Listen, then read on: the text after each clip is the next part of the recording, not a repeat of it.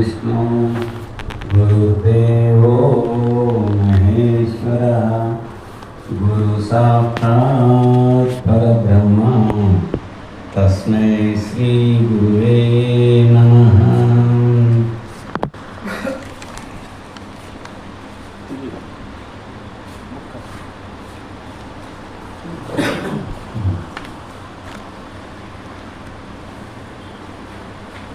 श्री श्री श्री सद्गुरु वैराग्य चक्रवर्ती स्वतंत्र ಸಿಂಹಾಸನದ ಆದೀಶ್ವರ ಪರಶಿವನ ಅವತಾರಿಗಳಾದ ಸದ್ಗುರು ಸಿದ್ಧಾರೂಢರ ಅಡಿದಾವರಿಗೆ ಅನಂತನಂತ ಶಿರಸಾಷ್ಟಾಂಗ ಕೋಟಿ ನಮಗಳನ್ನು ಸಲ್ಲಿಸುತ್ತಾ, ಅದೇ ರೀತಿಯಾಗಿ ಈ ಕ್ಷೇತ್ರದ ಅಧಿಪತಿಗಳಾದ ಶ್ರೀ ಸದ್ಗುರು ಸಂಗಮೇಶ ಹಾಗೂ ಮಹಾಂತ ಸ್ವಾಮಿಗಳಿಗೂ ನನ್ನ ಅನಂತ ದೀರ್ಘದಂಡ ಪ್ರಣಾಮವನ್ನು ಸಲ್ಲಿಸುತ್ತಾ, ಮತ್ತು ಸದ್ಗುರು ಬಸವಣ್ಣನಂದ್ರೆ ಜ್ಞಾನಿಗೆ ಬಾಗು ಜ್ಞಾನವಂತನಾಗು, ಆ ಜ್ಞಾನದಿಂದ ಅಜ್ಞಾನ ತಮವನೀಗು ಎಂದು ಹೇಳಿದಂಥ ದಾಸವಾಣಿಯಂತೆ ಅವರು ಸದ್ಗುರುಗಳಿಗೆ ಬಾಗಿ ಸತ್ಸೇವಾದಿಗಳನ್ನು ಮಾಡಿ ಜ್ಞಾನಿಗೆ ಬಾಗು ಜ್ಞಾನವಂತನಾಗು, ಅವರಿಂದ ಜ್ಞಾನವನ್ನು ಪಡೆದು ಆ ನೀನು ತಿಳಿದಂಥ ಜ್ಞಾನವನ್ನು ಮತ್ತೊಬ್ಬರಿಗೆ ಹಂಚುವಂತೇಳಿ ದಾಸವಾಣಿ ಹೇಳಿದಂತೆ ಅದೇ ಕಾರ್ಯದಲ್ಲಿ ತಮ್ಮ ಜೀವನದ ಉದ್ದಕ್ಕೂ ಮುಂದುವರಿಸಿದಂಥ ಸದ್ಗುರು ಶ್ರೋತ್ರಿಯ ಬ್ರಹ್ಮನಿಷ್ಠ ಬಸವಾನಂದರ ಅಡಿದಾವರಿಗೆ ಅನಂತ ದೀರ್ಘದಂಡಗಳನ್ನು ಸಲ್ಲಿಸುತ್ತಾ, ಮತ್ತು ಈಗ ಸದ್ಯ ನಮಗೆ ಎಲ್ಲರಿಗೂ ನಿತ್ಯ ನಿಜ ಬೋಧಿಯನ್ನು ನೀಡುವಂಥ ಆ ಗುರುಗಳು ಹಾಕಿಕೊಟ್ಟ ಹಾದಿಯಲ್ಲೇ ತಾವು ಮುಂದುವರಿದಂಥ ಸದ್ಗುರು ಅಭಿನವ ನಿಜಗುರುಗಳ ಪಾದಾರವಿಂದಕ್ಕೆ ಅನಂತ ನಮಸ್ಕಾರಗಳನ್ನು ತಿಳಿಸುತ್ತಾ, ಇಲ್ಲಿ ಈ ಮಠದ ಈ ಕ್ಷೇತ್ರದ ಎಲ್ಲ ಅಧಿಕಾರಿಗಳಿಗೆ ಆಗಲಿ ಶರಣ ಸೋದರ ಸೋದರಿಯರಿಗೂ ಎಲ್ಲರಿಗೂ ನನ್ನ ಅನಂತ ವಂದನೆಗಳನ್ನು ಸಲ್ಲಿಸುತ್ತಾ, ಮುಂದೆ ಇಲ್ಲೇ ಶಾಸ್ತ್ರ ಶ್ರವಣವನ್ನು ಮತ್ತೆ ನಾವು ಮುಂದುವರಿಸೋಣ. ನಡೆದದ್ದು ನೀತಿ ಕ್ರಿಯಾಚರ್ಯ ಸ್ಥಳ, ಅದರಲ್ಲಿ 12ನೇ ಪದ್ಯ.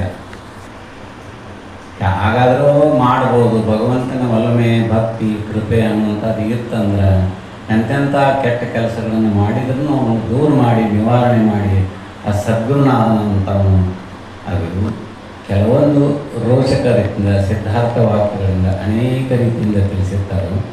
ಅದಕ್ಕೆ ಇಲ್ಲಿ ಆ ರೀತಿ ನಾನು ಭಗವಂತ ನಿನಗೆ ಒಲಿತಾನೆ, ಇಂತಿಂಥ ಕೆಲಸ ಕಾರ್ಯಗಳನ್ನು ಇದ್ರೂ ಸಹಿತ ನೀನು ಅದನ್ನು ಮಾಡಿದೆ ಅಂತಂದ್ರೆ ನಿನಗೆ ಭಗವಂತ ಒಲಿತಾನೆ, ನಿನಗೆ ಜ್ಞಾನ ಆಗ್ತದ, ನೀನು ಆ ಒಂದು ಅವಿರಳ ಪದವಿಯನ್ನು ಪಡೆದ ಅಂತ ಬರ್ತದೆ ನೋಡಿ.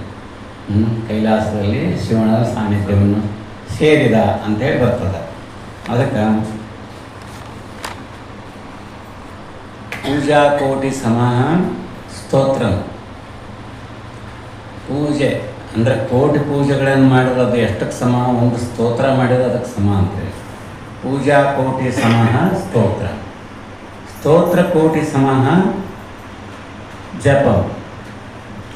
ಇನ್ನು ಸ್ತೋತ್ರನೂ ಒಂದು ಕೋಟಿ ಗಟ್ಟಲೆ ಮಾಡಿ ನೀನು ಅದಕ್ಕೆ ಒಂದು ಸಲ ಜಪ ಮಾಡಿದರೆ ಅದಕ್ಕೆ ಸಮ ಆಗ್ತದೆ ಅಂತ ಹೇಳ್ತಾರೆ. ಅದಕ್ಕೆ ಪೂಜಾ ಜಪ ಕೋಟಿ ಸಮಂ ಧ್ಯಾನ ಮಾಡೋದು, ಅದು ಒಂದು ಕೋಟಿ ಜಪಕ್ಕೆ ಸಮ ಆಗ್ತದೆ ಧ್ಯಾನ ಮಾಡಿದರೆ.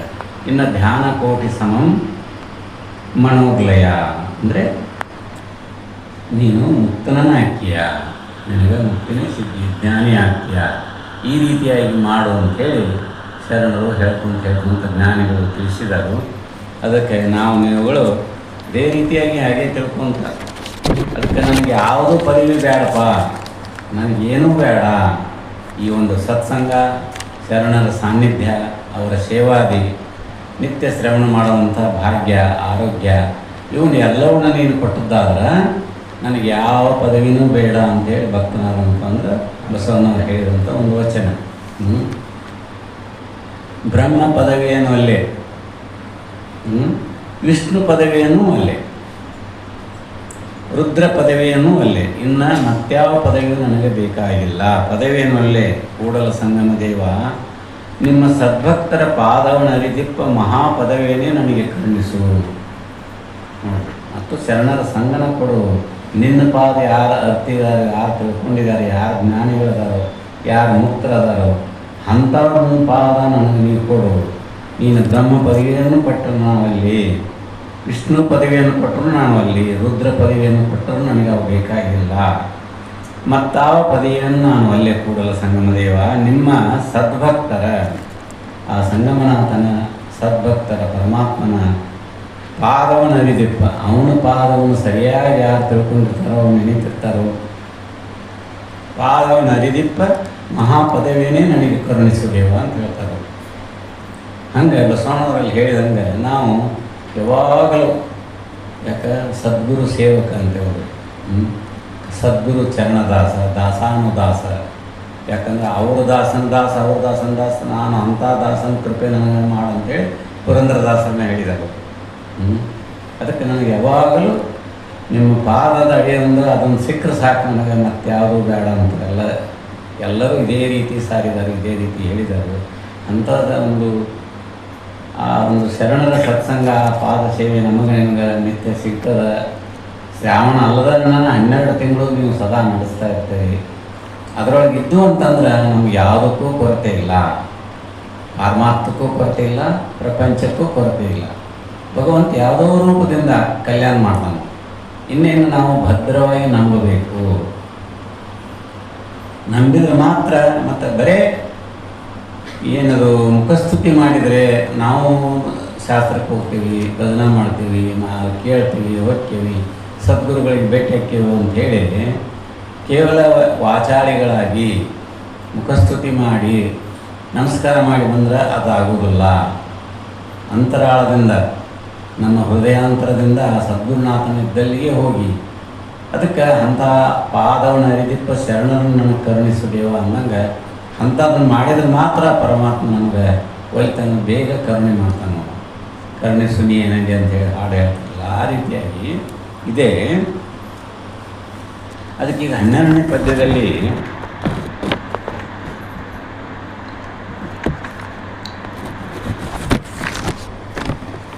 ಏನು ಹೇಳ್ತಾರೆ ಅಂದ್ರೆ, ದೇಶ ಕಾಲ ವಸ್ತುಗಳಿಂದಲೂ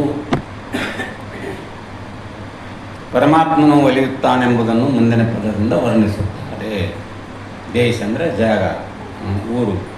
ದೇಶ ಕಾಲ ಅಂದರೆ ಸಮಯ. ವಸ್ತುಗಳಿಂದಲೂ ಪರಮಾತ್ಮನು ಒಲಿಯುತ್ತಾನೆಂಬುದನ್ನು ಮುಂದಿನ ಪದದಿಂದ ವರ್ಣಿಸುತ್ತಾರೆ.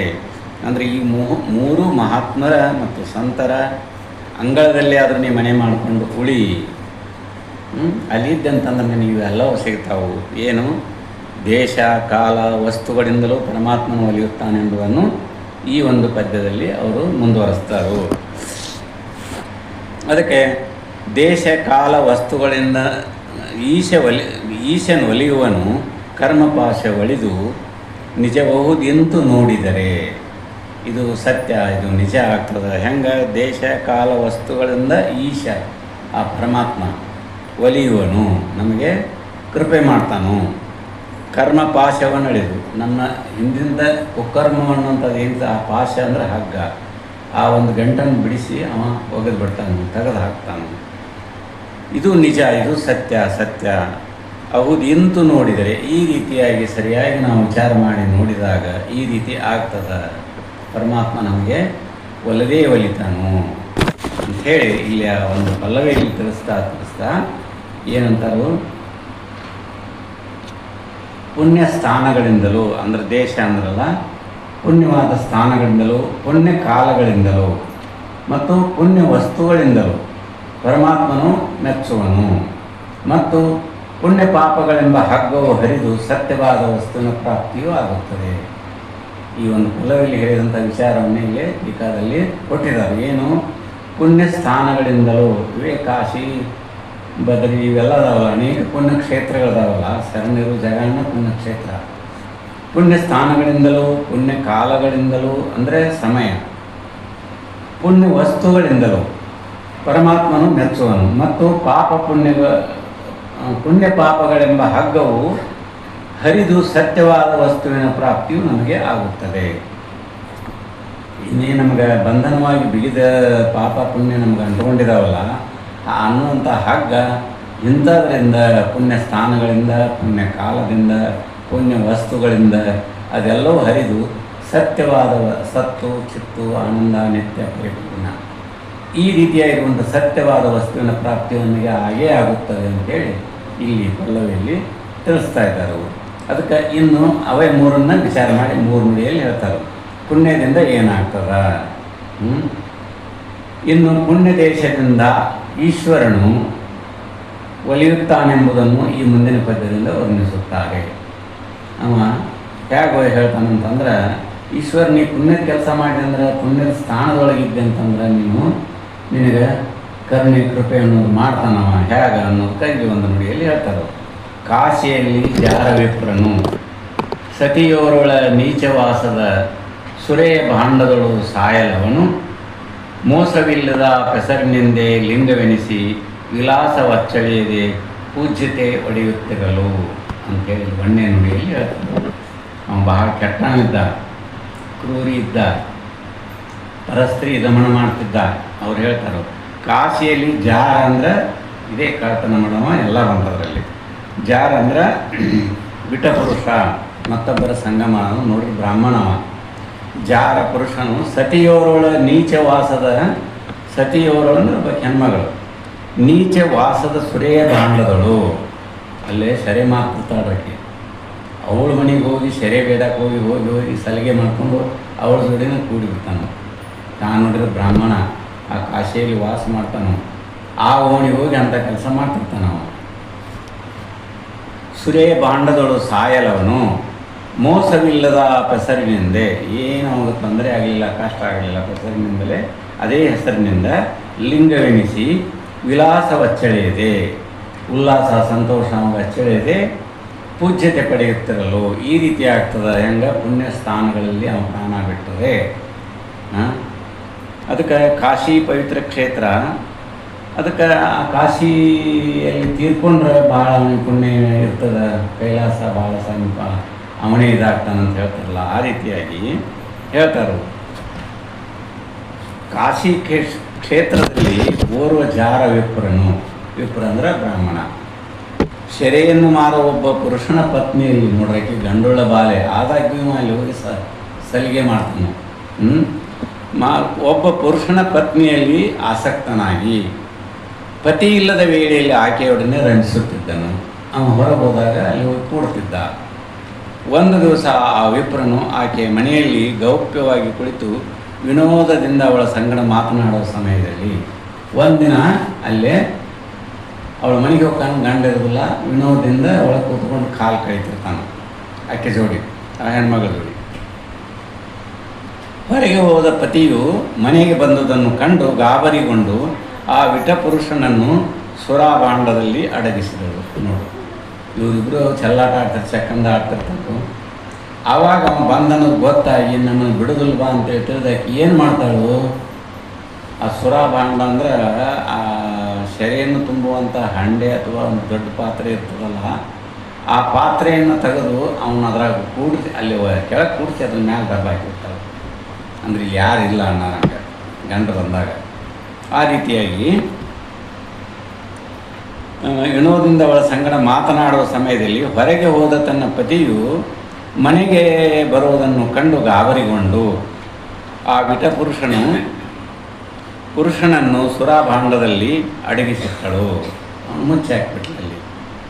ಆತನು ಅಲ್ಲಿಯೇ ಉಸಿರುಗಟ್ಟಿ, ಎಷ್ಟೊಂದು ತಿರ್ತಾನೆ ಅವನು, ಉಸಿರುಗಟ್ಟಿ ಬಿಡ್ತದೆ. ಯಾಕೆ ಪೂರ್ಣ ಮುಚ್ಚಿ ಡಬ್ಬ ಹಾಕಿಬಿಟ್ಟಿರ್ತಾಳು, ಅಲ್ಲಿ ವಾಯು ಸಂಚಾರ ಆಗ್ತಿರ್ತಿಲ್ಲ. ಅವಾಗ ಅಲ್ಲೇ ಅಡಗಿಸಿದಳು. ಆತನು ಅಲ್ಲಿಯೇ ಉಸಿರುಗಟ್ಟಿ ಸಾಯಲು ಕಾಶಾನ್ನ ಮರಣಾನ್ಮುಕ್ತಿ ಅಂತ ಹೇಳ್ತಾರೆ. ಅಂದರೆ ಕಾಶಿಯಲ್ಲಿ ಮರಣವಾದರೆ ಮೋಕ್ಷವಾಗುವುದೆಂಬ ಕಾಶಿಕಾಂಡದ ಅಂದರೆ ಅದು ಕಾಶಿ ಕ್ಷೇತ್ರದ ವಿಚಾರ ಹೇಳುವ ಮುಂದೆ ಬರ್ತತಿದು. ಕಾಶಿಕಾಂಡದ ಪುರಾಣದ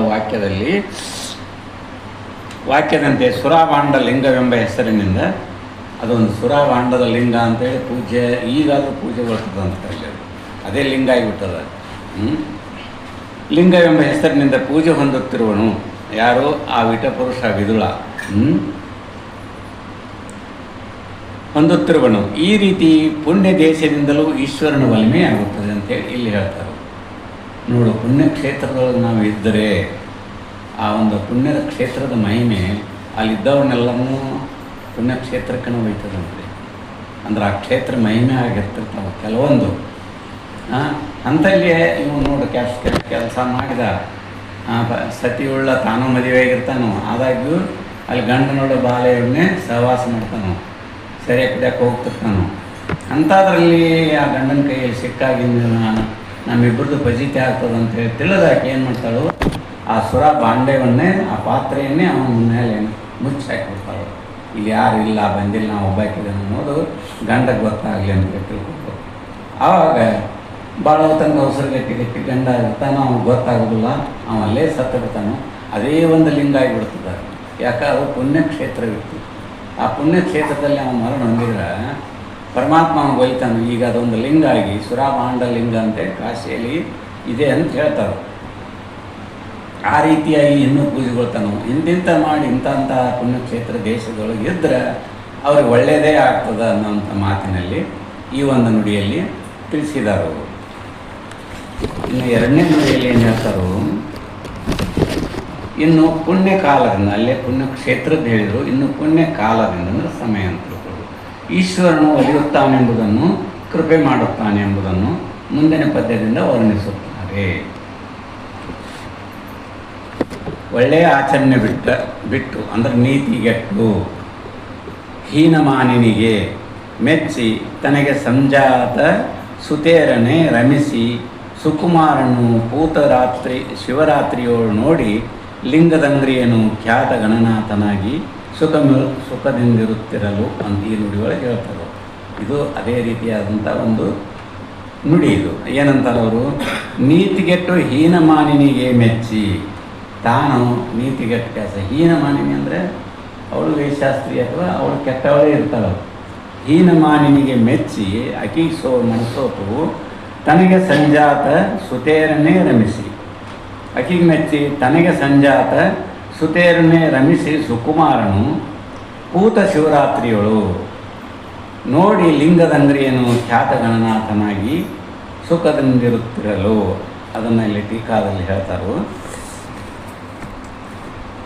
ಸಿಂಧೂ ನದಿಯ ತೀರದಲ್ಲಿರುವ ಕುಬ್ಜನೆಂಬ ಒಂದು ಪಟ್ಟಣವಿರುತ್ತದೆ. ಕುಬ್ಜಕ ಅಂತ ಒಂದು ಊರ ಹೆಸರದು, ಪಟ್ಟಣ.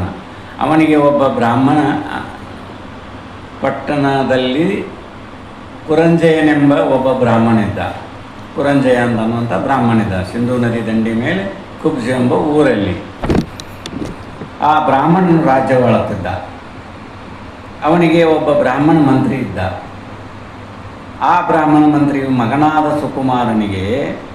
ಸುಕುಮಾರನೆಂಬವನು ಅನೇಕ ದುಷ್ಟ ಆಚರಣೆಗಳಿಂದ ಕೂಡಿದ್ದ. ಆ ಮಂತ್ರಿ ಮಗ ಅನೇಕ ದುಷ್ಟ ಆಚರಣೆಗಳಿಂದ ಕೂಡಿದ್ದನು. ಇವನ ದುಷ್ಟ ಆಚರಣೆಗಳನ್ನು ಸಹಿಸದೆ ರಾಜನಾದವನು ಅವನನ್ನು ದೇಶಾಂತರಕ್ಕೆ ಅಟ್ಟಿಬಿಟ್ಟನ. ರಾಜಗೆ ಇದು ಸಹನ ಆಗಲಿಲ್ಲ. ಮಂತ್ರಿ ಮಗ ಆದರೆ ಏನಾಯ್ತಂತೇಳಿ ಅವರನ್ನು ಹೊರಗಟ್ಟಿಬಿಟ್ಟ. ಯಾಕೆ ಅವನ ಮಗ ಕೆಟ್ಟ ಶಾಲೆಯಾಗಿರ್ತಾನೋ. ಅದರ ಸಲುವಾಗಿ ಆ ದೇಶಾಂತರಕ್ಕೆ ಅಟ್ಟಿದನು. ಸುಕುಮಾರನು ಅಲ್ಲಿಯೂ ಪರಸ್ತ್ರೀ ಗಮನಾದಿ. ಅವನು ಸುಕುಮಾರನು ಹುಡುಗ ಏನು ಮಾಡ್ತಾನೆ, ಮಂತ್ರಿ ಮಗ ಅಲ್ಲಿವಾದರೂ ಅದೇ ಕೆಲಸ ಮಾಡ್ತಾನವ. ಅಲ್ಲಿಯೂ ಪರಸ್ತ್ರೀ ಗಮನಾದಿ ನೀಚ ಕೃತಿಗಳನ್ನು ಮಾಡುತ್ತಾ ಕಡೆಗೆ ರೂಪವತಿಯಾದ ಒಬ್ಬ ಹೊಲತಿಯನ್ನು ಮೋಹಿಸಿ, ಅತಿ ಸುಂದರಳಾದ ಕಡೆಗೆ ಒಬ್ಬ ರೂಪವತಿಯಾದ ಹೊಲತಿಯನ್ನು ಮೋಹಿಸಿ ಅವಳಲ್ಲಿ ಕೂಡಿದನು. ಅಕ್ಕಿ ಜೋಡಿ ಇರಾಕ್ ಸಂಘ ಬೆಳೆಸಿದ.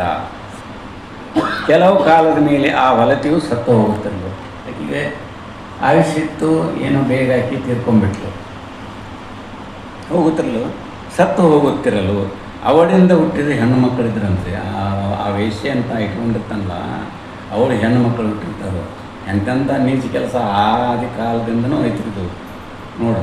ತಾನು ಹಡೆದಂಥ ಹೆಣ್ಣು ಮಕ್ಕಳ ಹೊಟ್ಟಿ ಅವ್ರ ಜೋಡಿನೂ ಸಂಘ ಮಾಡಿದ ಈ ಮಂತ್ರಿ ಮಗ ಅಂತ ಇಲ್ಲಿ ಹೇಳ್ತಾರೆ. ಮೋಹಿಸಿ ಅವಳಲ್ಲಿ ಕೂಡಿದನು. ಕೆಲವು ಕಾಲ ಮೇಲೆ ಆಕೆಯು ಸತ್ತು ಹೋದಳು.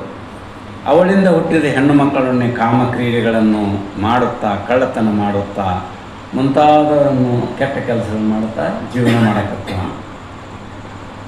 ಒಂದು ದಿವಸ ಆ ತನ್ನ ಹೆಣ್ಣು ಮಕ್ಕಳನ್ನು ಭೋಗಿಸಿ ಸುರಾಪಾನವನ್ನು ಮಾಡಿ, ಆ ಹೆಣ್ಮಕ್ಳನ್ನ ತಾನೇ ಭೋಗ ಮಾಡ್ಕೊಂತ ಇದ್ದು, ಸುರಾಪಾನ ಅಂದರೆ ಸೆರೆ ಕುಡಿಯೋದು, ಅಂಥದ್ದನ್ನು ಮಾಡಿ ತನ್ನ ಸ್ತ್ರೀಯರಿಗೆ ಹೂಗಳನ್ನು ತರೋದಕ್ಕೆ ಮಾಡ್ತಿದ್ದ. ಅವ್ರ ಮನೆಯಾಗಿರ್ತಿದ್ರು. ಅವ್ರಿಗೆ ತಂದು ಹೂ ಮುಡಿಸ್ಬೇಕಂತ ಹೇಳಿ ಹೊರಗೆ ಹೋಗಿರ್ತಾನೆ ಹೂ ತರಕ್ಕೆ. ಅಲ್ಲೆಲ್ಲಿ ಹೋಗಿ ಹೂ ತೊಗೊಂಡು ಬಂದು ಅವ್ರು ಮುಡಿಸ್ಬೇಕು, ಅವರ ಅಂದ ಚಂದಗಳನ್ನು ನೋಡಬೇಕು ಅಂಥೇಳಿ ಹಿಂಗೇನೋ ಆಸೆ ಪಟ್ಕೊಂಡು ಕಾಮಕನಾಗಿ ತರಕ್ಕೆ ಹೋಗಿರ್ತಾನೆ. ತರೋದಕ್ಕಾಗಿ ತೋಟಕ್ಕೆ ಹೋಗಿದ್ದ. ಆ ದಿವಸ ಶಿವರಾತ್ರಿ ಆಗಿದ್ದರಿಂದ ಅಂದ ಶಿವರಾತ್ರಿ ಇತ್ತು. ಶಿವರಾತ್ರಿ ಇದ್ದಾಗ ಅನೇಕ ಜನರು ಕೂಡಿ ಶಿವಲಿಂಗವನ್ನು ಪೂಜಿಸುತ್ತಿದ್ದರು. ಅಲ್ಲಿ ಎಷ್ಟೋ ಜನ ಕೂಡಿ ಶಿವಲಿಂಗ ಪೂಜೆ ಮಾಡ್ತಿರ್ತಾರೆ ಶಿವರಾತ್ರಿ ದಿವಸ. ಶಿವರಾತ್ರಿ ಆದ್ದರಿಂದ ಅನೇಕ ಜನರು ಕೂಡಿ ಶಿವಲಿಂಗವನ್ನು ಪೂಜಿಸುತ್ತಿದ್ದರು. ಅದನ್ನು ನೋಡಿ ಸಂತೋಷದಿಂದ ಹಿಂದಿರುಗಿದ ಸಮಯಕ್ಕೆ ಒಂದು ದೊಡ್ಡದಾದ ತಗ್ಗಿನಲ್ಲಿ ಅದನ್ನು ನೋಡಿ ಸಂತೋಷ ಪಡತ್ತಿದ್ದವ. ಹೂ ತಂದನು ಯಾರಿಗೆ? ತನ್ನ ಪ್ರೇಯಸಿಯಾದಂಥ ಹೆಣ್ಣು ಮಕ್ಕಳನ್ನೇ ತಾನು ಭೋಗ ಮಾಡಬೇಕು, ಅವ್ರಿಗೆ ಹೂ ಕೊಡ್ಬೇಕಂದ್ರೆ ಕೋಕೊಂಡು ಬರ್ತಿರ್ತಾನೆ. ಅಲ್ಲಿ ಪೂಜೆ ನಡೀತಿರ್ತದೆ, ಅಲ್ಲಿ ಲಿಂಗ ಇರ್ತದೆ, ಅನೇಕ ಮಂದಿ ಬಂದಿರ್ತಾರೆ. ಆ ಕಡೆ ಲಕ್ಷ ಹೋಗಿ ದಾಟಿ ಹೋಗ್ತಿರ್ತಾನೆ ನೀವು ತೊಗೊಂಡು. ಆವಾಗ ಅಲ್ಲಿ ಒಂದು ತೆಗ್ಗಿರ್ತದೆ. ಆ ತೆಗ್ಗಿನಲ್ಲಿ ಕಾಲು ಜಾರಿ ಬಿದ್ದ ಅಲ್ಲಿ ಮರಣ ಹೊಂದ್ತಾನೆ. ಅದನ್ನು ನೋಡಿ ಸಂತೋಷದಿಂದ ಹಿಂತಿರುಗುವ ಸಮಯಕ್ಕೆ ಒಂದು ದೊಡ್ಡದಾದ ತಗ್ಗಿನಲ್ಲಿ ಬಿದ್ದು ಪ್ರಾಣವನ್ನು ಬಿಟ್ಟ. ಅಲ್ಲೇ ಸತ್ತು ಬಿಟ್ಟ. ಶಿವರಾತ್ರಿಯ ದಿವಸ ಲಿಂಗದ ದರ್ಶನ, ಅಲ್ಲೇ ಲಿಂಗದ ದರ್ಶನ ಆಯಿತು. ಅಲ್ಲಿ ಜನ ಪೂಜೆ ಮಾಡ್ತಿರ್ತಾರೆ. ಅದನ್ನು ನೋಡಿದ. ಹೂವು ಹಿಡ್ಕೊಂಡು ಬಂದಿದ್ದ. ಹಿಡ್ಕೊಂಡ್ಬಂದು ಆ ಕೈಯನ್ನು ಹೂವು ಅಲ್ಲೇ ಬಿದ್ದುಬಿಟ್ಟು ಆ ಕ್ಷೇತ್ರದಲ್ಲಿ ಆ ಲಿಂಗದ ಸಮೀಪವಾಗಿ ತಗ್ಗಿತ್ತು. ಅಲ್ಲಿ ದಾಟಿ ಬರ್ತಾ ಇದ್ದ. ಅಲ್ಲಿ ಕೆಳಗೆ ಬಿದ್ದು ತೀರ್ಕೊಂಡು ಹೋಗಿಬಿಟ್ಟ. ಲಿಂಗ ದರ್ಶನ ಮಾಡಿಕೊಂಡು ಪ್ರಾಣ ಬಿಟ್ಟದ್ದರಿಂದ ಶಿವನು ಅವನ ಪಾಪಗಳನ್ನೆಲ್ಲ ಮನ್ನಿಸಿ, ಆ ಪರಮಾತ್ಮ ಅವನ ಪಾಪಗಳನ್ನೆಲ್ಲವನ್ನು ಮನ್ನಿಸಿ ಅವನಿಗೆ ಗಣಪದವಿಯನ್ನೇ ಕೊಟ್ಟು ಸುಖದಿಂದಿರಿಸಿದನು. ಅವನಿಗೂ ಗಣಪದವಿಯನ್ನೇ ಕೊಟ್ಟ ಪರಮಾತ್ಮ. ಈ ರೀತಿ ಪುಣ್ಯಕಾಲದಿಂದಲೂ, ಅಂದರೆ ಪುಣ್ಯಕಾಲ ಅಂದರೆ ಶಿವರಾತ್ರಿ ಸಮಯ, ಅದು ಒಳ್ಳೆಯ ಒಂದು ಪುಣ್ಯದ ಕಾಲ ಸಮಯ. ಅನೇಕ ಬರ್ತಾವೆ. ಶ್ರಾವಣ ಶುಕ್ರವಾರ ಬರ್ತದೆ, ಶ್ರಾವಣ ತಿಂಗಳು ಬರ್ತದೆ, ಶಿವರಾತ್ರಿ ಬರ್ತದೆ, ಹೀಗೆ ಅನೇಕ ಅದಾವಲ್ಲ. ಅವು ಪುಣ್ಯದ ದಿವಸ. ಆವತ್ತಿನ ದಿವಸ ಏಕಾದಶಿ ಅಂತ ಮಾಡ್ತಾರೆ. ಈ ರೀತಿಯಾಗಿ ಮಾಡಿದಾಗ ಪರಮಾತ್ಮ ಒಲಿತಾನು. ಹಂಗೆ ಇವು ಮಾಡಿದ್ದಕ್ಕೆ ಆವತ್ತಿನ ದಿವಸ ಆ ಜಾಗದಲ್ಲಿ ಆ ಪೂಜೆ ಲಿಂಗ ದರ್ಶನ ಮಾಡಿಕೊಂಡು ಆ ಪೂಜೆ ನೋಡಿ ತನ್ನ ಮನೆಗೆ ಹೋಗ್ಬೇಕಂತ ಹೋಗುವ ಕೆಳಗೆ ಬಿದ್ದು ಸತ್ವಾದ. ಅವ್ನು ಮಾಡಿದ ಕೆಲಸಕ್ಕೆ ಅವ್ನು ಏನಾಗಬೇಕು ಆ ಕ್ರಿಯೆ ಆಯಿತು. ಆದ್ರೆ ಅಂಥ ಸ್ಥಳದಲ್ಲಿ ಹಿಂಗೆಲ್ಲ ದರ್ಶನ ಮಾಡ್ಕೊಂಡು ಹೋಗುವಾಗ ಹಿಂಗಾಯ್ತಲ್ಲ ಅಂತೇಳಿ ಪರಮಾತ್ಮ ಅವನು ಮಾಡಿದ ತಪ್ಪುಗಳನ್ನೆಲ್ಲ ಮನ್ನಿಸಿ ಅವನಿಗೆ ಗಣಪದವಿಯನ್ನೇ ಕೊಟ್ಟ ಅಂತೇಳಿ ಈ ನುಡಿಯಲ್ಲಿ ಹೇಳ್ತಾರೆ. ಕೊಟ್ಟು ಸುಖದಿಂದಿರಿಸಿದನು. ಈ ರೀತಿ ಪುಣ್ಯಕಾಲದಿಂದಲೂ ಪರಮಾತ್ಮನ ಒಲಿಮೆಯಾಗುತ್ತದೆ. ಹೀಗೆ ಮಾಡಿದ್ರೂ ಪರಮಾತ್ಮನ ಒಲಿಮೆ ಆಗ್ತದೆ ಅಂಥೇಳಿ ಇಲ್ಲಿ ಎರಡನೇ ನುಡಿಯಲ್ಲಿ ಹೇಳ್ಕೊಂತ ಇನ್ನು ಮೂರನೇ ನುಡಿಯಲ್ಲಿ ಏನು ಹೇಳ್ತಾರೋ, ಇನ್ನು ಪುಣ್ಯ ವಸ್ತುವಿನಿಂದಲೂ ಇನ್ನು ಅನೇಕ ಥರದ ಫಲಂ ಪುಷ್ಪಂ ತೋಯಂ ಪತ್ರಂ ಹಿಂಗೆಲ್ಲ ಅರ್ಘ್ಯದ ಅಂತ ಹೇಳ್ತಾರಲ್ಲ. 4 ರೀತಿಯಿಂದ ಏನು ಇಲ್ಲದ್ರಷ್ಟು ಹೋಗಿ ದನ ಕನಕ ಹಾಕಿ ವಸ್ತ್ರ ಹೊಡೆಯಬೇಕಾಗಿಲ್ಲ. ಹೂವು, ಹಣ್ಣು, ನೀರು, ಫಲಂ ಪುಷ್ಪಂ ಪತ್ರಂ ತೋಯಂ ಅಂದ್ರೆ ನೀರು. ಇಷ್ಟೇ ಸಾಕು ನನಗೆ. ಇಷ್ಟರಿಂದ ನೀನು ನನ್ನ ಪೂಜೆ ಮಾಡಿದಂದ್ರೆ ನಾನು ನಿನಗೆ ಒಲಿತೇನೆ, ಮತ್ತೊಂದು ನನಗೇನು ಬೇಕಾಗಿಲ್ಲ ಅಂತ ಪರಮಾತ್ಮನೇ ಹೇಳ್ತಾನೆ. ಅದಕ್ಕೆ ಏನಂತಾರೆ ಅವರಲ್ಲಿ, ಪುಣ್ಯ ವಸ್ತುವಿನಿಂದಲೂ ಪರಮಾತ್ಮನ ಒಲಿಮೆಯಾಗುತ್ತದೆ ಎಂಬುದನ್ನು ಮುಂದಿನ ಪದ್ಯದಿಂದ ವರ್ಣಿಸುತ್ತಾರೆ. ಅಡವಿಯೊಳಗೆ ಬಿದ್ದ ಕಡುಪಾಪಿ ಶಬರಣ ಸುಡಗಾಡ ಬೂದಿಗಾಲ ಸುನಿ ಕಣಿದುಳಿಯೇ ತಡೆಯದವನು ಶಂಭುಲಿಂಗದ ಕರುಣದಿಂದೇ ಪಡೆದು ಬಿಡದೆ ಮುಕ್ತಿ ವನಿತೆ ಕೂಡಿರಲು. ಮುಕ್ತಿ ಅಂದರೆ ಮುಕ್ತಿಕಾಂತೆಯನ್ನು ಅವನು ಪಡೆದ, ಕೂಡಿರಲು ಅಂದರೆ ಬಂದಿದ ಅಂತೇಳಿ ಬರ್ತಾರೆ ಇಲ್ಲಿ ಮೂರನೇ ನುಡಿಯೊಳಗೆ. ಅಡವಿಯೊಳಗೆ ಬಿದ್ದ ಕಡುಪಾಪಿ, ಅಡವಿಯೊಳಗೆ ಬಿದ್ದು ಕಡುಪಾಪಿ ಅಂದರೆ ಅವನಂತ ಕೆಟ್ಟ ಚಾಂಡಾಲರೇ ಯಾರಂತಲ್ಲ, ಅತಿ ಚಾಂಡಾಲನಾದಂಥ ಬೇಡ ಅಂತ ಒಬ್ಬನೊಬ್ಬ ಬೇಡನು ತನ್ನ ನಾಯಿಯನ್ನು ಸಂಗಡ ಕರೆದುಕೊಂಡು ಬೇಟೆಯಾಡಲಿಕ್ಕೆ ಅರಣ್ಯಕ್ಕೆ ಹೋದ. ಆ ಕಾಲದಲ್ಲಿ ಅವನಿಗೆ ಇಡೀ ದಿವಸ ತಿರುಗಾಡಿದರೂ ಒಂದು ಬೇಟೆ ಸಿಗಲಿಲ್ಲ. ಅರಣ್ಯಕ್ಕೆ ಹೋದ. ಆ ಕಾಲದಲ್ಲಿ ಅವನಿಗೆ ಇಡೀ ದಿವಸ ತಿರುಗಾಡಿದರೂ ಒಂದು ಬೇಟೆ ಸಿಗಲಿಲ್ಲ. ಆಗ ಅವನಿಗೆ ತಿರುಗಾಡಿದ ತ್ರಾಸಿನಿಂದ ಸ್ವಲ್ಪ ಜ್ವರ ಬಂದಂಗಾಯಿತು. ಮಧ್ಯಾಹ್ನ ಬಿಸಿಲು ಅಡ್ಡಾಡ್ತಾನು, ಎಲ್ಲರೂ ಬೇಟೆ ಸಿಗುವುದಿಲ್ಲ. ಅಡ್ಡಾಡಿ ಸುಸ್ತಾಗಿ ಜ್ವರ ಬಂತು. ಜ್ವರ ಬರುವಂಥವುಗಳಾದವು. ಅವನು ಬೇಸತ್ತು ಒಂದು ಗಿಡದ ಅಡಿಯಲ್ಲಿ ಮಲಗುವಂಥವನು. ಅವನ ನಾಯಿ ಅವನ ಪಾಪ ಬೇಟೆಗಾರ ಹಿಂಬಾಲಿ ಬಂದಿರ್ತಾನೆ, ಸೊತೆ ಕರ್ಕೊಂಡು ಹೋಗಿರ್ತಾನೆ, ಅಲ್ಲೇ ಇಲ್ಲೇ ಅಡ್ಡಾಡಿ ಯಾವ್ದಾರ ಒಂದು ಪ್ರಾಣಿ ಸಿಕ್ಕರೆ ಅದನ್ನ ಹಿಡ್ಕೊಂಡು ತಂದು ಬೇಟೆಗಾರ ಒಪ್ಪಿಸ್ಬೇಕಂತೇಳಿ ಅದು ಅವನು ಬಿಟ್ಟು ಬೇರೆ ಕಡೆ ಹೋಗಿರ್ತದೆ. ಅದಕ್ಕೂ ಏನು ಸಿಗೋದಿಲ್ಲ. ಅದು ಹೊಳ್ಳಿ ನಾನು ಮಾಲಕ್ ಎಲ್ಲಿದ್ದಾನ ಅಂತೇಳಿ ತಿಳಿದ ಬೇಡ ಎಲ್ಲಿದ್ದಾನ ಅಂತೇಳಿ ಹಾಗೇ ಬರ್ತಿರ್ತೀನಿ. ಆ ನಾಯಿ ಬರ್ತಿರ್ತೀವಿ ಹೊಳ್ಳಿ. ಅವನ ನಾಯಿ ಅಲ್ಲಿಯೇ ಸಮೀಪದಲ್ಲಿದ್ದ ಸುಡುಗಾಡದಲ್ಲಿ ತಿರುಗಾಡಿ ಯಜಮಾನನನ್ನು ಹುಡುಕುತ್ತಾ ಅಲ್ಲಿಗೆ ಬಂದು ಯಜಮಾನನನ್ನು ನೋಡಿ ಇವನು ಮಲಗಿದ್ದಾನೆ, ಇವನು ಎಬ್ಬಿಸ್ಬೇಕು ನಾಯಿನ ಅಂತೇಳಿ ತಿಳಿದು ಏನು ಮಾಡ್ತೈತೆ, ಅದು ಸುಡುಗಾಡದಾಗ ಸಹಿತ ಅಡ್ಡಾಡಿ ಬಂದಿರ್ತೈತೆ. ಅಲ್ಲಿ ಅನೇಕ ಪುಣ್ಯಾತ್ಮರನ್ನು ಕೊಂದು ಸುಟ್ಟಿರ್ತಾರೋ, ಪಾಪಿಷ್ಟನ್ನು ಕೊಂದಿರ್ತಾರೋ, ಸ್ಮಶಾನ ಭೂಮಿ ಅಂತೇವಲ್ಲ ಅಂಥ ಬೂದಿ ಒಳಗೆ ಅದು ಅಡ್ಡಾಡಿ ಬಂದಿರ್ತದೆ. ಅದರ ಪಾದಕ್ಕೆಲ್ಲ ಆ ಭಸ್ಮ ಹತ್ತಿರ್ತದೆ ನಾಯಿಯ ಕಾಲಿಗೆ.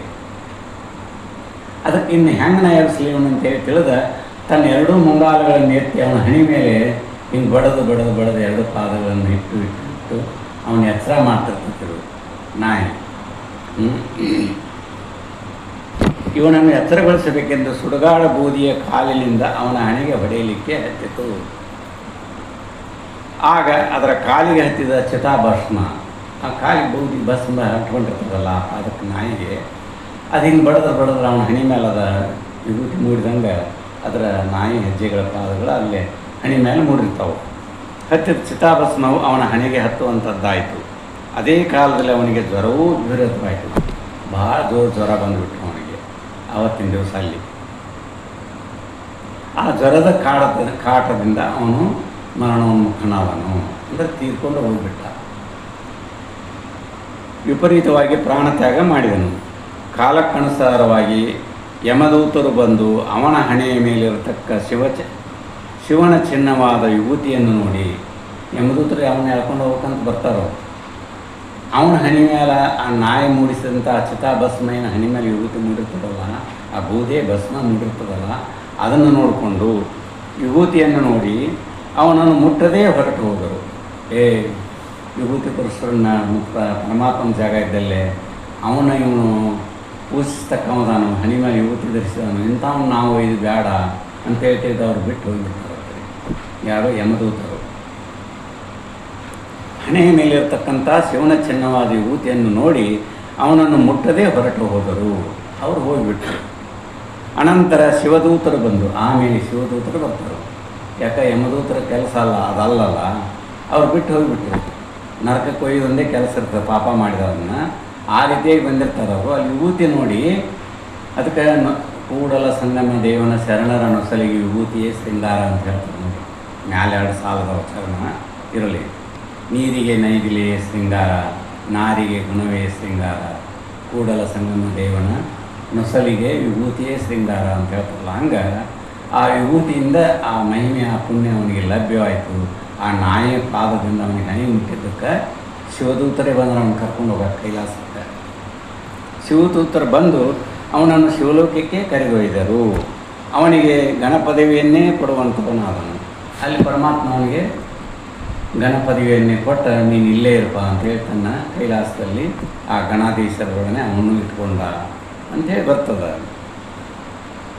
ಬೇಡನು ಭಸ್ಮವನ್ನು ಮರಣ ಕಾಲದಲ್ಲಿ ಹಚ್ಚಬೇಕೆಂದು ಹಚ್ಚರಿಕಿಲ್ಲವ. ಸಾಯೋ ಟೈಮ್ನಾಗ ವಿಭೂತಿ ಧರಿಸ್ಕೋಬೇಕಂತ ಹಚ್ಕೊಂಡವಲ್ಲ, ತಿಳಿದು ಹಚ್ಕೊಂಡವಲ್ಲವ. ಆ ನಾಯಿ ಒಂದು ಪುಣ್ಯದಿಂದ ಅವನ ಹಣಿ ಮೇಲೆ ಅದು ಹೆಜ್ಜೆ ಇಟ್ಟು ಏಳು ಅಂತ ಸಾಕ್ತದೆ. ಅವು ಚಿಕ್ಕೆಗಳ ಮೂಡೋದ್ರಿಂದ ಆ ವಿಭೂತಿ ದರ್ಶನ ಅಂತ ಹೇಳಿದ್ರೆ ಅವ್ರು ಬಿಟ್ಟು ಹೋದರು. ಶಿವದೂತರೇ ಬಂದು ಇವನ್ನ ಕರ್ಕೊಂಡು ಸ್ವರ್ಗಲೋಕಕ್ಕೆ ಹೋದರು ಅಂತ ಬರ್ತದಲ್ಲ. ಹಚ್ಚಲಿಲ್ಲ. ಅಕಸ್ಮಾತ್ ಅವನ ನಾಯಿ ಅವನನ್ನು ಎಬ್ಬಿಸುವ ಸಲುವಾಗಿ ತನ್ನ ಸುಡುಗಾಡ ಬೂದಿಯ ಕಾಲಿನಿಂದ ಹಣೆಗೆ ಪಡೆಯುತ್ತಿರಲು ಚಿತಾಭಸ್ಮವು ಹಣೆಗೆ ಹತ್ತಿತು.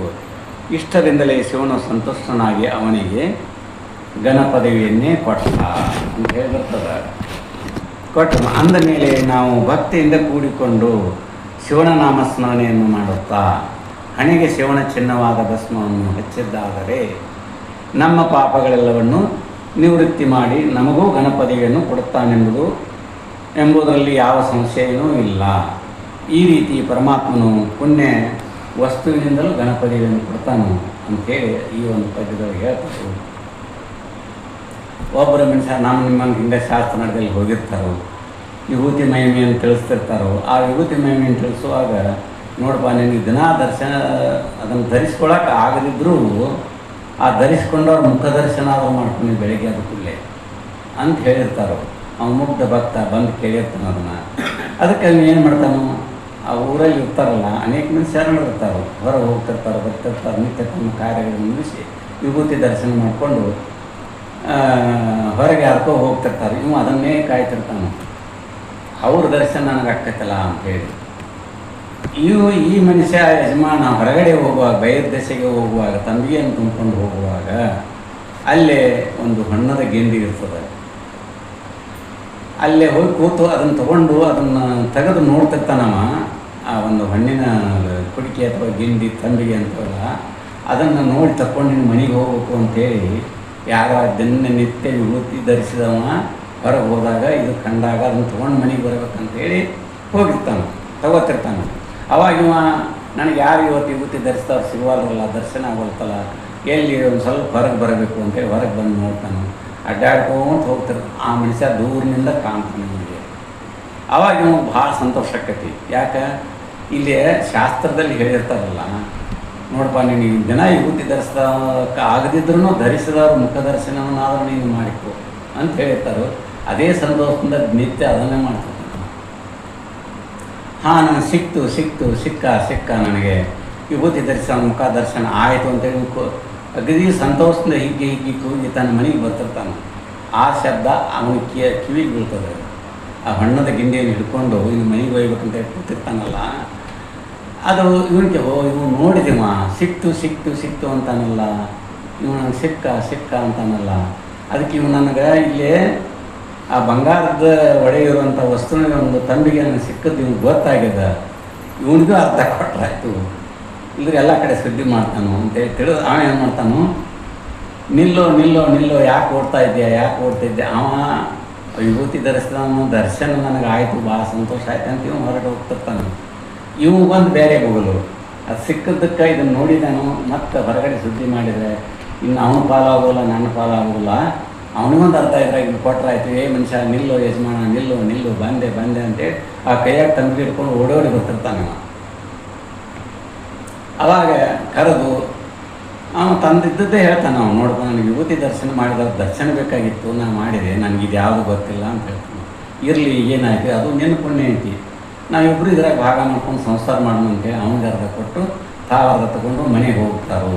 ಇದನ್ನು ಹೇಳೋಕ್ಕೆ ಕಾರಣ ಅಂತ, ವಿಭೂತಿ ಧರಿಸೋದರಿಂದ, ವಸ್ತುವನ್ನು ನಾವು ಧರಿಸೋದರಿಂದ, ಪೂಜಿಸೋದರಿಂದ ಏನು ಲಾಭ ಆಗತ್ತೆ ಅನ್ನುವಂಥ ವಿಚಾರ ಕುರಿತ ಒಂದು ಸಣ್ಣ ದೃಷ್ಟಾಂತ ಹೇಳಿದಾರಲ್ಲಿ. ಅದಕ್ಕೆ ನೀವುಗಳು ಈ ರೀತಿಯಾಗಿ ನಾವು ಭಸ್ಮವನ್ನು ಹಚ್ಚಿದ್ದಾದರೆ ನಮ್ಮ ಪಾಪಗಳೆಲ್ಲವೂ ನಿವೃತ್ತಿ ಮಾಡಿ, ನಮಗೂ ಗಣಪತಿಯನ್ನು ಶಿವನು ಕೊಡುತ್ತಾನೆ, ಅದರಲ್ಲಿ ಏನು ಯಾವ ಸಂದೇಹವೂ ಇಲ್ಲ. ಈ ರೀತಿ ಪರಮಾತ್ಮನು ಪುಣ್ಯಗಳಿಂದಲೂ ಒಲಿಯುತ್ತಾನೆ. ಈ 3 ವಸ್ತುವನ್ನು ಹೇಳಿದ್ರು ಅವರು, ದೇಶ, ಕಾಲ ಮತ್ತು ವಸ್ತು. ಹೀಗೆ 3 ರೀತಿಯಿಂದ ಹೇಳ್ತಿರ್ತಾರೋ ಆ ರೀತಿಯಾಗಿ ಹೇಳ್ಕೊಂತ ಹೀಗಾಗ್ತದೆ. ಅದಕ್ಕೆ ನೀವುಗಳು ನಿತ್ಯ ಪೂಜೆ ಪುನಸ್ಕಾರವನ್ನು ಅದೇ ಜಲಸ್ನಾನಂ ಮೈಶುದ್ಧಿ, ಭಸ್ಮ ಸ್ನಾನಂ ಬಹಿರ್ಶುದ್ಧಿ, ಮಂತ್ರ ಸ್ನಾನಂ ಮನಃಶುದ್ಧಿ, ಇನ್ನೊಂದೇನಪ್ಪ ಜ್ಞಾನ ಸ್ನಾನ ಮೋಕ್ಷ ಪ್ರಾಪ್ತಿ ಅಂಥೇಳಿ ಶರಣರು ಹೇಳ್ಕೊಂತ ಬಂದಾರೆ. ಅದನ್ನು ಬಸವಣ್ಣಂದ್ರೆ ಮೇಲೆ ಹೇಳ್ತಿದ್ರು. ಅದಕ್ಕೆ ಆಯಾ ಸ್ನಾನಗಳಿಂದ ಒಂದೊಂದು ಥರದ ಶುದ್ಧಿ ಆಗ್ತಾವೆ. ಜ್ಞಾನ ಸ್ನಾನವನ್ನು ಮಾಡಿದರೆ ಮೋಕ್ಷವೇ ಪ್ರಾಪ್ತಿ ಆಗ್ತದೆ. ಭಸ್ಮ ಸ್ನಾನ ಮಾಡಿದರೆ ಹಣೆಗೆ ಮೈ ತುಂಬ ಧರಿಸ್ಕೊಂಡ್ರೆ ಅದರಿಂದ ಒಂದು ಲಾಭ. ಮತ್ತು ನೀರಿನಿಂದ ಸ್ನಾನ ಮಾಡಿದರೆ ಮೈಯಾಗಿನ ಹೊಲಸು ಹೋಗ್ತೈತೆ, ಅಂತರಂಗದೊಳಗಿಂದ ಹೋಗೋದಿಲ್ಲ.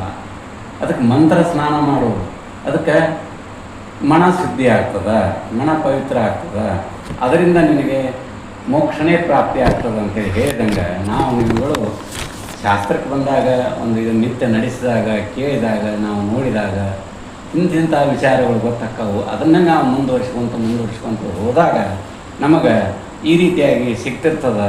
ಅದನ್ನೇ ನೀವು ಆ ಕೆಲಸ ಮಾಡ್ತಾಯಿದ್ದೇವೆ. ಅದನ್ನು ಮಾಡಿ ನಾವು ಆ ಮೋಕ್ಷ ಸಾಧನೆಗೆ ನಾವು ನಿತ್ಯ ಸಾಧನೆಗೈಯೋಣ ಅಂತ ಹೇಳೋಣ. ಈಗ ಒಂದು ಸಣ್ಣದು ಮತ್ತು ಇನ್ನೊಂದು ಈಗ 7-5 ನಿಮಿಷ ಮುಂದಿನ ನಾಳೆ ಮಾತಾಡೋಣ. ಒಂದು ದೃಷ್ಟಾಂತದ ವಿಚಾರ, ಇದಕ್ಕೆ ಸಂಬಂಧಪಟ್ಟದ್ದೇ ಇರಲಿ ಯಾವುದೇ ಇರಲದು.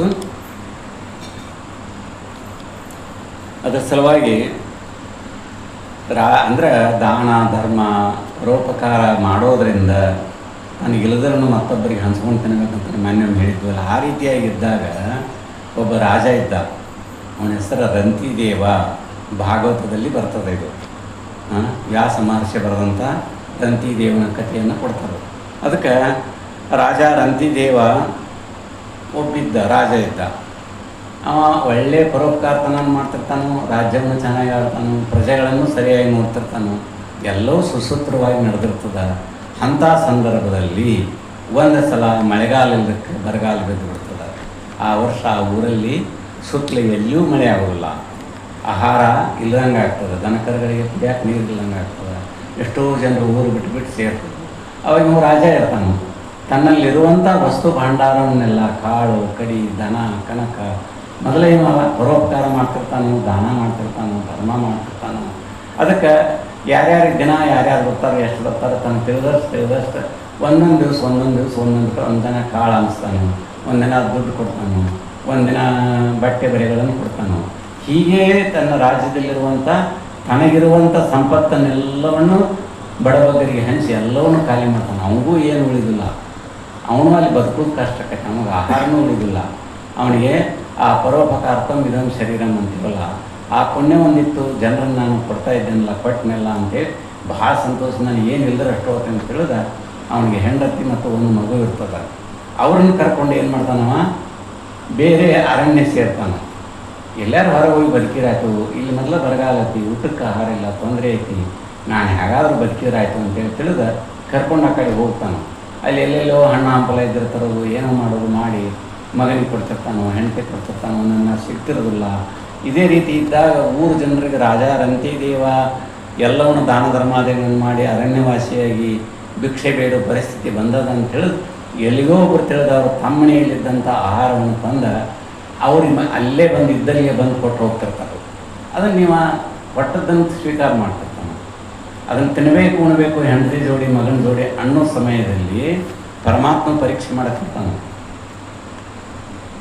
ಇವನಲ್ಲಿ ಇನ್ನೂ ಎಷ್ಟು ಪುಣ್ಯ ಅಥವಾ ಯಾವ ಧರ್ಮ ಯಾವ ಗುಣ ಆಯ್ತು ಅಂತೇಳಿ ತಿಳಿದ ಭಾಳ ಹಸಿವಾಗಿದೆ, ನನಗೆ ಹಸಿವು ತಡೆಯೋಕ್ಕಾಗೋಲ್ತು, ಏನಾದರೂ ಒಂದು ತುತ್ತು ಅನ್ನ ಇದ್ರೆ ಕೊಡ್ರಪ್ಪ, ಏನಾದರೂ ಒಂದು ತುತ್ತು ಅನ್ನ ಇದ್ರೆ ಕೊಡ್ರಿ ಅಂತೇಳಿ ಬಂದು ಭಿಕ್ಷುಕನಾಗಿ ಬಾಗಿಲಾಗಿ ನಿಂದಿರ್ತಾನೆ.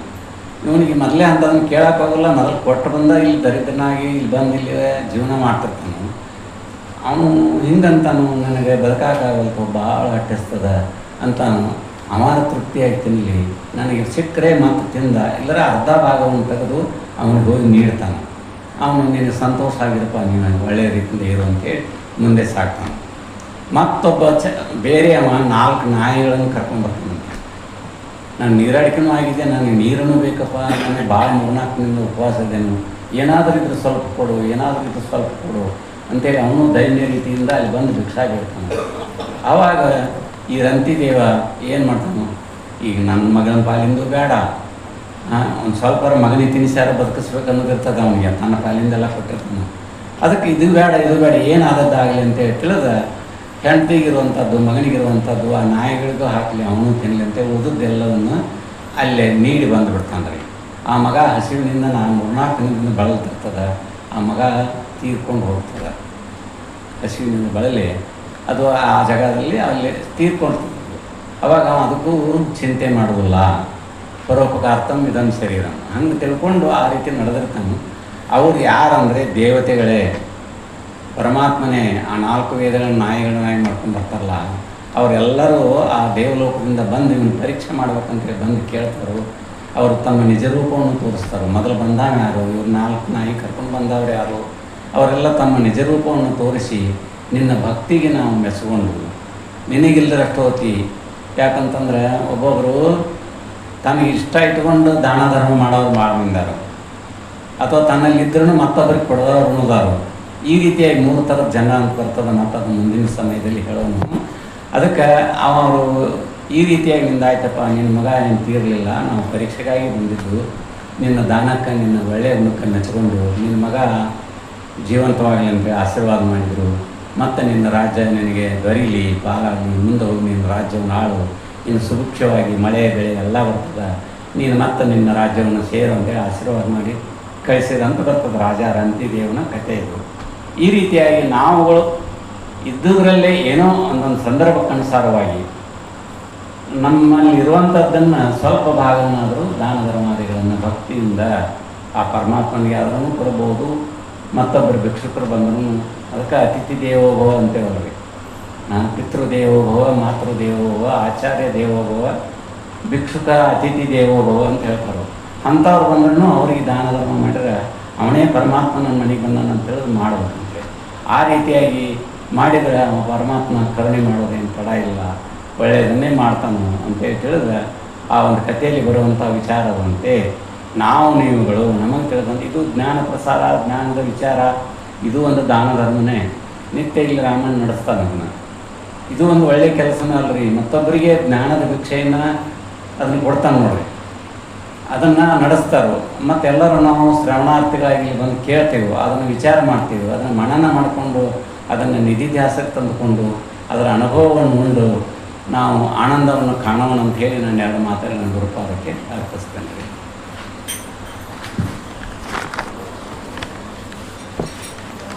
ಬೇಗ ಮುಗಿಸ್ತೇವೆ.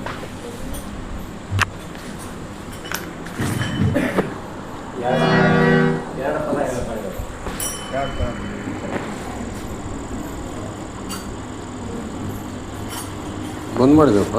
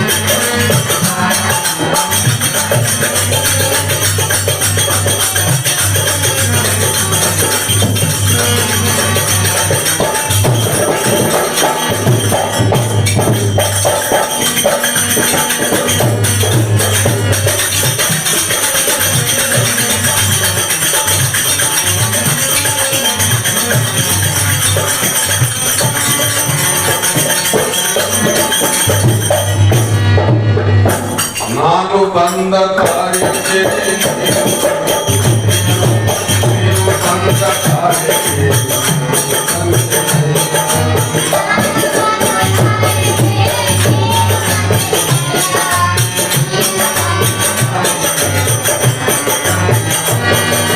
ನಾನು ಬಂದ ಕಾರ್ಯಕ್ಕೆ ನೀವು ಬಂದ ಕಾರ್ಯಕ್ಕೆ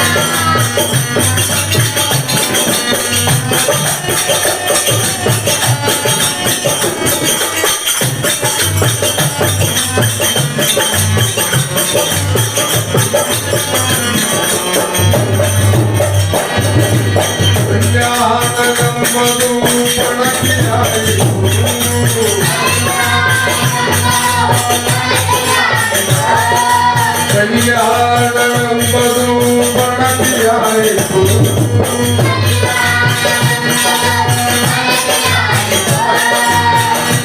ನಾನು ದಯಲಾದೆ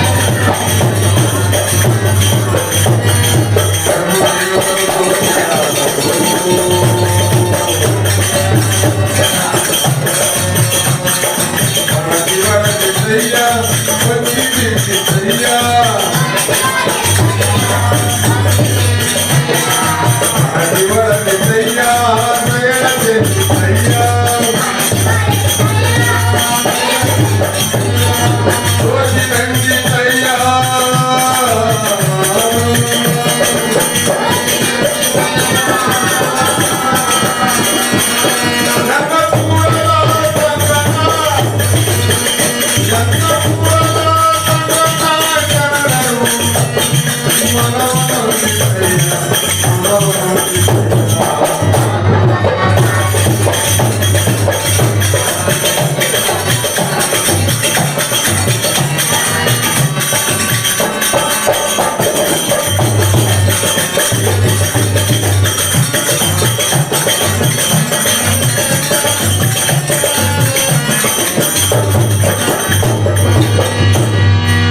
ಜ್ಯೋತಿ ಬೆಳಗುತ್ತಿದೆ ಜ್ಯೋತಿ ಬೆಳಗುತ್ತಿದೆ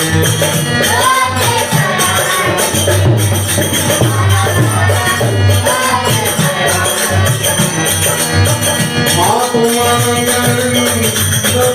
ಮೀನ ಸಾಧಿಸಯಾರ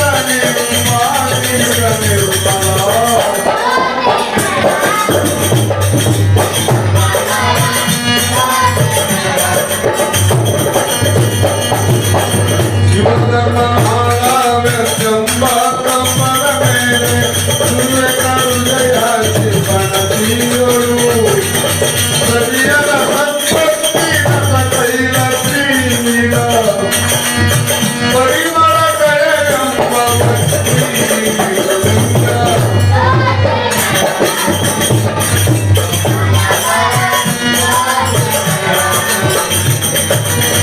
ಕುಂದಿರ ವಿಷಯ ಪಸಂಗ ಬಿಡುಳೆ ಪಾವನ ಕುಸಿಯಂಬ ಕತ್ತಲೆ ಕಡೆಗೆ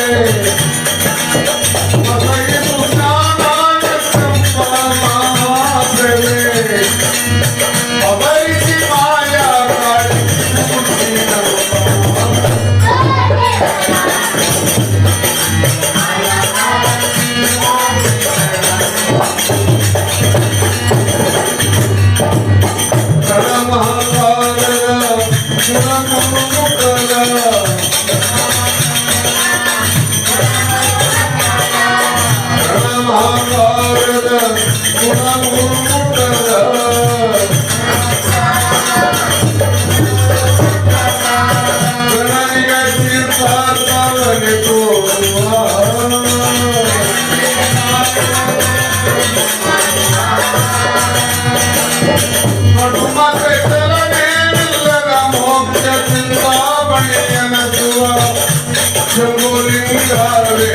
ಕಾಳಿ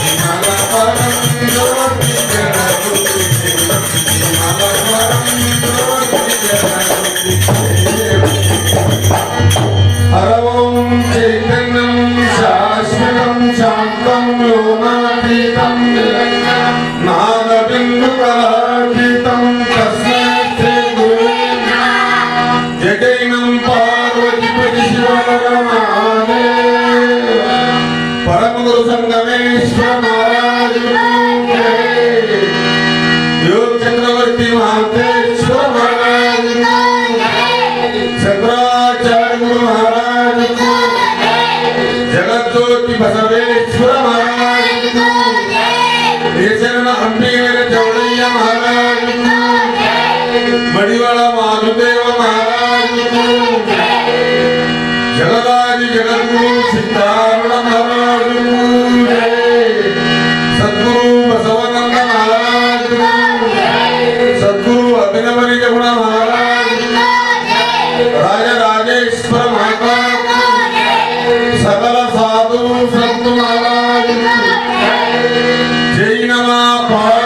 ಗಣಪತಿ ಶಿವರಮಾದೇವ.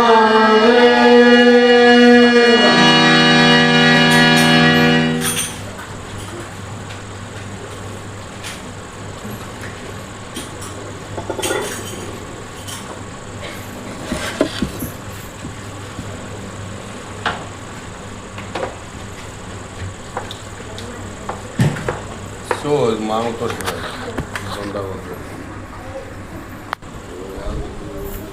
ಸರಿ